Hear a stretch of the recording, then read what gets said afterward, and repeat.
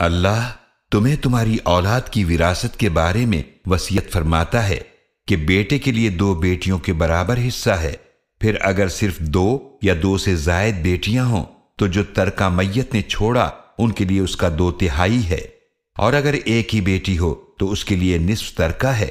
اور میت کے ماں باپ دونوں میں سے ہر ایک کے لیے 1/6 حصہ ہے اس میں سے جو میت نے چھوڑا، اگر اس میت کی اولاد ہے، اور اگر اس کی کوئی اولاد نہیں ہے اور اس کے ماں باپ ہی اس کے وارث ہوئے تو اس کی ماں کا 3 حصہ ہے، پھر اگر اس کے کئی بھائی ہیں تو اس کی ماں کا 6 حصہ ہے۔ یہ تقسیم ہوگی اس وصیت پر عمل کرنے کے بعد جو مرنے والا کر گیا، یا اس کے قرض ادا کرنے کے بعد۔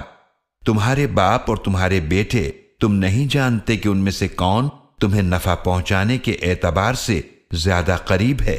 یہ حصے اللہ کی طرف سے مقرر ہیں، بے شک اللہ خوب جاننے والا بڑی حکمت والا ہے۔